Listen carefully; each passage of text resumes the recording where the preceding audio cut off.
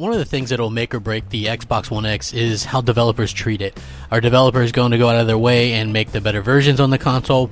Are they going to be pissed off because Microsoft is actually making a new console, even though it's not a new generation? That was always the thing that really ticked off developers, was when you hit that reset button on a generation and they had to start all over with zero install base. And it looks like Microsoft is going extra consumer friendly and extra developer friendly with the iterations that they're doing with the Xbox consoles from now on, and I think that's drastically important going forward. And what I mean by that is developers don't want to start over, right? They have these games that are expensive to make, and you know, they want to be able to have a high install base at all times. That's why the Xbox family makes so much sense now, right? So you put a game out on the X, it works on the S, and even the launch Xbox One at this point.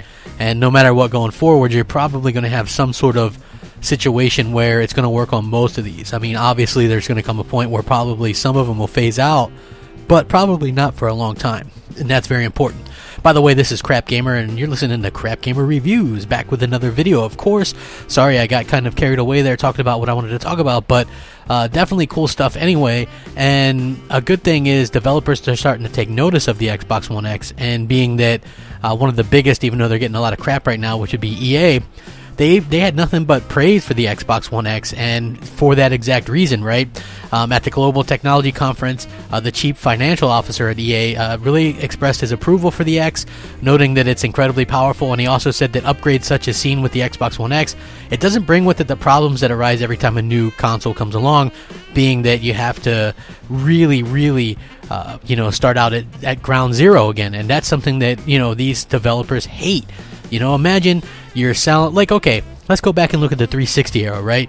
Towards the end there, everything was making money, and they were able to crank out games, you know, like, you had those, skate games, for instance, 3. You had 4 Gears of War games. You were able to get, Battlefield games out there.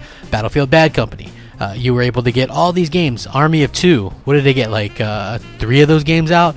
You were able to get those games out because they were working with a large install base.